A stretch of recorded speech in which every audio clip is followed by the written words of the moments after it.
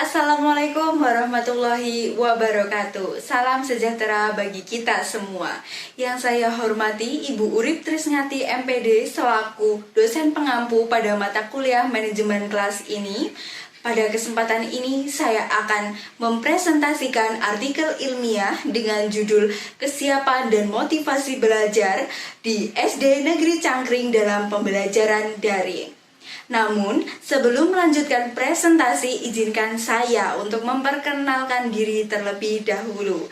Perkenalkan, nama saya Arika Indriananda Putri dengan nomor induk mahasiswa 20862060006, tingkat 1 semester 2 pada Prodi Pendidikan Guru Sekolah Dasar di STKIP PGRI Pacitan.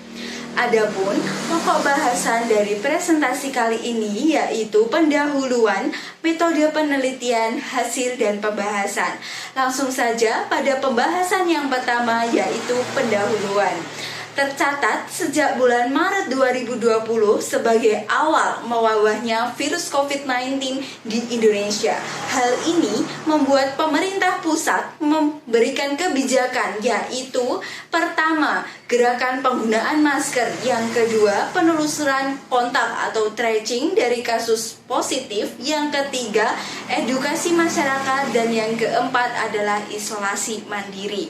Dampak dari kebijakan ini adalah mengeluarkannya kebijakan baru seperti ditutupnya lokasi pembelanjaan, transportasi, sampai lembaga pendidikan Indria 2020. Ditutupnya lembaga pendidikan ini atau pembelajaran secara offline merupakan kebijakan pemerintah untuk menghindari proses tatap muka secara langsung antara tenaga pendidik dan peserta didik. Hal ini dilakukan untuk mengurangi penyebaran COVID-19. Pembelajaran daring tetap harus dilakukan agar aktivitas belajar tetap terpenuhi. Dalam pendidikan, perlu diperhatikan beberapa aspek penting yang dibutuhkan ataupun yang berpengaruh terhadap kegiatan pembelajaran. Proses pendidikan yang akan berlangsung secara terus-menerus diharapkan mampu menciptakan sumber daya manusia yang berkualitas dan berakhlak mulia yang dapat menjamin kelangsungan hidup suatu bangsa. Slameto 2010 menyatakan bahwa kegiatan belajar adalah suatu proses usaha yang dilakukan seseorang untuk memperoleh suatu perubahan tingkah laku yang baru secara keseluruhan sebagai hasil pengalamannya sendiri dalam interaksi dengan lingkungannya, seperti yang diungkapkan oleh Gagne dalam Slameto 2010 mendefinisikan belajar sebagai yang pertama. Belajar ialah suatu proses untuk memperoleh motivasi dalam pengetahuan, keterampilan, kebiasaan, dan tingkah laku. Yang kedua, belajar adalah penguasaan, pengetahuan, atau keterampilan yang diperoleh dari instruksi. Kegiatan pembelajaran merupakan salah satu faktor yang menentukan keberhasilan dalam mencapai tujuan pendidikan yang ditandai dengan hasil belajar. Pencapaian kegiatan belajar dapat tercapai dengan baik apabila faktor-faktor yang berpengaruh terhadap proses kegiatan belajar dapat dimaksimalkan fungsinya. Hasil belajar atau prestasi belajar dapat dipengaruhi oleh beberapa faktor, seperti faktor internal dan eksternal. Dalam mewujudkan hasil belajar yang bagus, diperlukannya juga motivasi belajar yang diberikan. Motivasi merupakan sebuah dorongan yang timbul pada diri seseorang secara sadar maupun tidak sadar untuk melakukan suatu tindakan sesuai dengan tujuan tertentu. Dengan pengertian ini dapat dikatakan bahwa dalam dunia pendidikan, motivasi belajar merupakan sebuah spirit yang perlu dimiliki oleh setiap peserta didik. Jika seseorang peserta didik memiliki motivasi belajar yang baik, maka ia akan terdorong untuk tekun dan giat dalam belajar. Menuju pembahasan yang kedua, yaitu metode penelitian. Jenis penelitian. Penelitian ini menggunakan penelitian studi kasus dengan pendekatan kualitatif. Penelitian kualitatif menggunakan metode wawancara semi terstruktur, observasi, dan dokumentasi. Mohajan 2018. Dan menggunakan penelitian deskriptif kualitatif dengan menggunakan metode survei yang dilakukan secara online. Tempat dan waktu penelitian.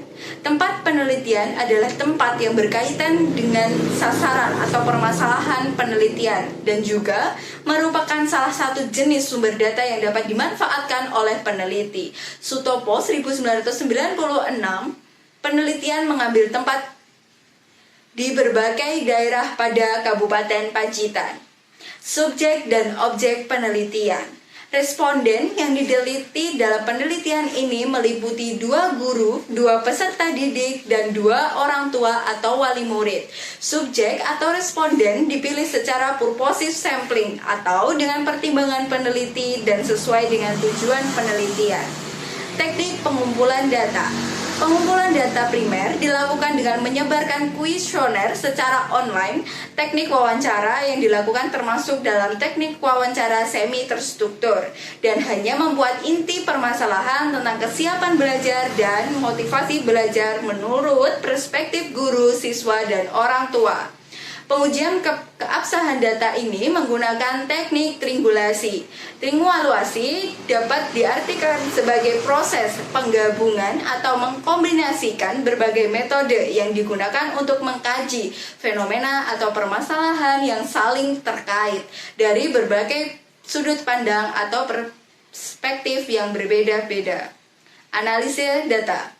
Menurut Sugiono 2016, teknik analisis yang digunakan dalam penelitian deskriptif kualitatif adalah bisa didapatkan dengan teknik triangulasi yang dilakukan secara terus-menerus. Pengamatan yang dilakukan secara terus-menerus akan menghasilkan variasi yang tinggi. Data yang dapat pada umumnya adalah data kualitatif, sehingga data yang digunakan belum ada pola yang jelas, sehingga sering mengalami kesulitan dalam analisa data. Penelitian ini menggunakan analisa deskriptif berupa kata-kata sebagai pemaknaan hasil penyajian data yang diperoleh. Lanjut kepada hasil dan pembahasan. Hasil dan pembahasan dibagi menjadi 6 bagian, yaitu yang pertama, pelaksanaan pembelajaran dan pemberian motivasi dalam pembelajaran daring. Pendidikan merupakan sebuah usaha sadar antara seorang pendidik dengan peserta didik dalam mengembangkan potensi sehingga bisa menyelesaikan masalah yang dihadapi untuk mencapai tujuan bersama. Ada banyak tantangan yang dihadapi dalam melaksanakan proses pendidikan. Salah satunya tantangan pada pendidikan global pada saat ini, yaitu merebaknya virus COVID-19. Sebagai surat edaran Menteri Pendidikan nomor 4 tahun 2020 mengenai pelaksanaan kebijakan pendidikan dalam masa darurat penyebaran COVID-19 yang menyatakan bahwa proses pembelajaran dilaksanakan dengan belajar dari rumah melalui pembelajaran daring atau jarak jauh. Pembelajaran daring dianggap sebagai solusi terbaik untuk dapat melanjutkan kegiatan belajar mengajar selama pandemi COVID-19.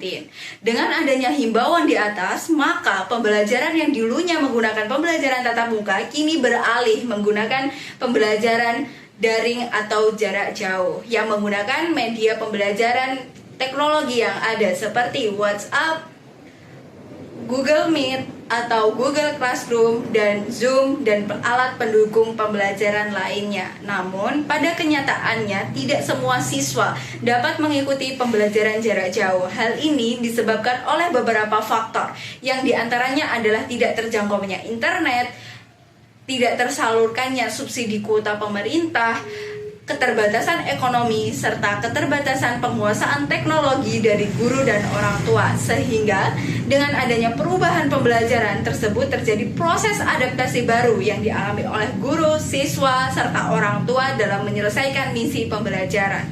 Yang kedua, yaitu kesiapan anak dalam belajar serta menerima pembelajaran. Kesiapan pembelajaran yang dialami oleh siswa dipengaruhi oleh faktor yang memiliki kecenderungan yang sama.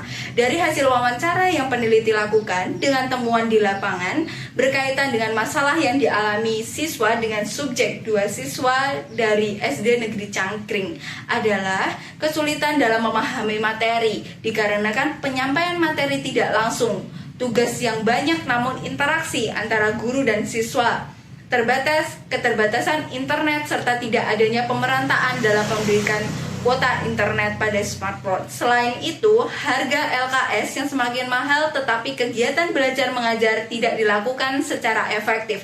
Kekurang pahaman guru dalam mengaplikasikan beberapa teknologi yang mendukung proses pembelajaran sehingga menciptakan proses pembelajaran terkesan monoton. Siswa yang terkadang monoton berpendapat bahwa materi yang lebih cepat menangkap materi ketika dijelaskan secara langsung. Dalam menyikapi hal ini, siswa mengatasinya dengan menanyakan kembali materi atau soal kepada orang tua atau guru.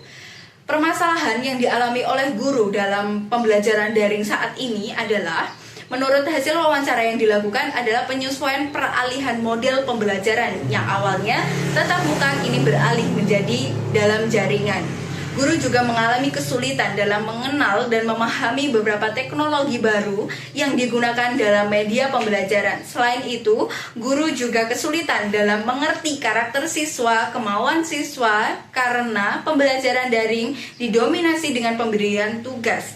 Dan guru tidak bisa memantau secara langsung. Pembelajaran daring dianggap tidak efektif dan tidak menjamin siswa paham dengan materi yang disampaikan. Permasalahan yang lain adalah keterbatasan internet di berbagai tempat sehingga kesulitan dalam mengakses beberapa materi. Pembelajaran dan kesulitan guru untuk pembelajaran daring saat ini adalah keterbatasan waktu dan ruang untuk guru melakukan home visit dikarenakan ada aturan yaitu physical distancing. Masalah yang lain yang dialami oleh orang tua adalah dengan subjek UP dan SB adalah kurangnya pemahaman terhadap pemanfaatan teknologi. Anak yang sulit memahami materi, keterbatasan jaringan, keterbatasan ekonomi. Namun, ada upaya dari orang tua untuk menangani permasalahan tersebut, yaitu menciptakan suasana belajar yang nyaman dan menyiapkan sarana serta prasarana untuk menunjang pembelajaran anak. Orang tua melakukan pendekatan secara psikologis terhadap anak. Anak dibantu, dibimbing, dan didampingi dalam belajar agar materi dapat tersampaikan secara tepat kepada anak. Pembelajaran daring dapat berjalan sesuai dengan situasi dan kondisi yang dialami dari berbagai pihak dengan berbagai problematika baik yang paling sederhana maupun yang kompleks. Setiap permasalahan dapat diatasi dengan menghadirkan dan mengaplikasikan beragam solusi dari guru, siswa, dan orang tua sehingga kegiatan belajar, meskipun dalam praktiknya pembelajaran saat ini menggunakan pembelajaran daring, dan guru mendominasi dalam pemberian tugas dan materi dengan berbagai platform, namun pada dasarnya peran guru tidak dapat digantikan oleh canggihnya teknologi. Meskipun demikian, guru juga harus tetap mengikuti perkembangan zaman yang ada sehingga dapat menciptakan kegiatan pembelajaran yang menyenangkan dan sesuai dengan era sekarang. Yang ketiga yaitu kesiapan anak dalam belajar serta menerima pembelajaran. Menurut Slameto 2003, kesiapan adalah keseluruhan semua kondisi individu yang membuatnya siap untuk mencari respon atau jawaban di dalam cara tertentu suatu situasi. Perkembangan kesiapan adalah suatu proses yang dapat menimbulkan perubahan pada diri seseorang. Perubahan itu terjadi karena adanya pertumbuhan dan perkembangan sesuai dengan bertambahnya usia dari seseorang itu. Kesiapan juga dapat diartikan sebagai kematangan, membentuk sifat dan kekuatan dalam diri untuk bereaksi dengan cara tertentu. Dari pengertian tersebut dapat ditarik kesimpulan bahwa kesiapan dalam belajar merupakan salah satu kondisi di mana seseorang siswa sudah siap untuk melakukan aktivitas dengan penuh kesadaran dan penuh semangat untuk memperoleh pengetahuan, keterampilan, pemahaman dengan cara mendengarkan, mengamati, meniru, serta melakukan perhatian. Berdasarkan hasil kuesioner yang diberikan kepada siswa-siswi di SD Negeri Cangkring kelas 4, pendukung kesiapan belajar anak adalah faktor internal, yaitu faktor yang berasal dari dalam diri siswa sendiri, dan faktor eksternal yang berasal dari dukungan, perhatian, serta motivasi orang tua dan guru, dan berbagai faktor lainnya seperti tersedianya jaringan internet dan gawai. Yang keempat adalah faktor yang mendukung anak dalam kesiapan belajar dan menerima motivasi. Setelah pelaksanaan observasi, peneliti kemudian memberikan angket mengenai kesiapan belajar kepada siswa kelas 4 SD Negeri Cangkring. Hasilnya menunjukkan bahwa sebanyak 70% siswa sudah memiliki kesiapan yang tinggi dalam belajar serta menerima pelajaran, dan sisanya sebanyak 30% siswa masih memiliki kesiapan yang rendah dalam belajar serta menerima pembelajaran. Slameto 2010 membedakan faktor yang mempengaruhi kesiapan belajar menjadi dua faktor, yaitu faktor internal dan faktor eksternal. Faktor eksternal adalah faktor yang berasal dari luar diri siswa, dan faktor internal adalah faktor yang berasal dari dalam diri siswa. Faktor internal berupa seperti faktor jasmani, faktor psikologi, faktor kelelahan, sedangkan faktor eksternal seperti faktor keluarga, faktor sekolah, dan faktor lingkungan masyarakat. Berdasarkan hasil angket tersebut, faktor yang mendukung kesiapan belajar dan menerima motivasi adalah adanya perhatian yang diberikan dari guru dan orang tua. Yang kelima, yaitu faktor yang menghambat anak dalam kesiapan belajar dan menerima motivasi.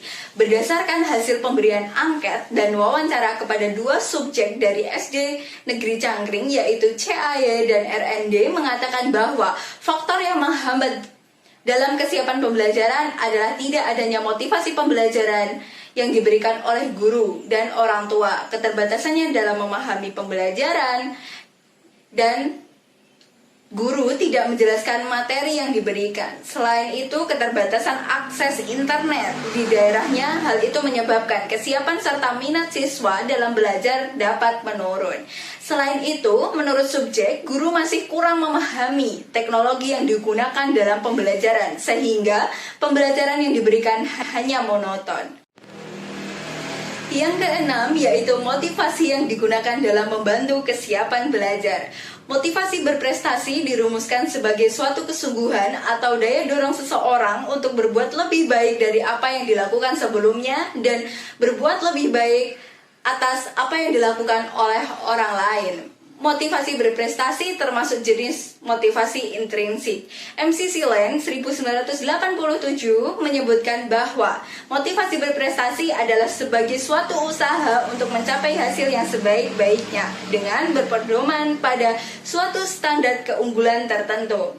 Jadi, dalam motivasi berprestasi selalu ada kriteria tertentu yang dijadikan sebagai tolak ukur dalam keberhasilan. Dalam hal ini ada 3 kriteria, yaitu yang pertama, produk dinilai atas dasar kesempurnaan. Yang kedua, membandingkan prestasi sendiri yang pernah dicapai sebelumnya. Dan yang ketiga adalah membandingkan hasil prestasi diri sendiri dengan hasil dari orang lain. Jadi, secara umum, motivasi berprestasi adalah kesungguhan atau daya dorong seseorang untuk berbuat lebih baik dari apa yang pernah dibuat atau diraih sebelumnya maupun yang diraih oleh orang lain, yang dapat diukur melalui berusaha untuk unggul dalam kelompoknya, menyelesaikan tugas dengan baik, rasional dalam meraih keberhasilan. Peran orang tua dan guru sangat berpengaruh dalam hal ini, seperti yang diungkapkan oleh Skinner dalam Nasution 2011 bahwa pemberian motivasi bukan hanya sekedar kata-kata, namun motivasi dapat diberikan dengan cara menciptakan pola pembelajaran yang menyenangkan, memberikan tempat belajar yang sesuai dengan keinginan anak, menciptakan lingkungan sosial yang ramah dengan anak, serta membantu anak dalam memunculkan minat untuk belajar, serta membiasakan anak untuk disiplin dalam kesehariannya. Simpulan, berdasarkan pemaparan sebelumnya dapat ditarik kesimpulan bahwa yang pertama, pelaksanaan pembelajaran saat ini menggunakan pembelajaran dalam jaringan, yaitu dengan memanfaatkan beberapa teknologi seperti WhatsApp, Google Meet, dan Google Classroom. Yang kedua, kesiapan anak dalam belajar sangat dipengaruhi dengan adanya motivasi belajar yang kuat yang berasal dari faktor internal ataupun faktor eksternal. Jika keduanya sudah berjalan, maka hasil belajar akan memuaskan. Serta dari data angket yang dipaparkan menunjukkan bahwa semakin tinggi motivasi belajar anak, maka prestasi belajar semakin tinggi pula. Yang ketiga yaitu faktor yang mendukung anak dalam kesiapan belajar serta menerima motivasi adalah adanya faktor internal dan faktor eksternal. Faktor internal adalah faktor yang berasal dari dalam diri siswa seperti faktor jasmania, faktor psikologi, dan faktor kelelahan. Yang faktor eksternal adalah faktor yang berasal dari luar diri siswa seperti lingkungan, kegiatan di rumah, ataupun pembelajaran di sekolah.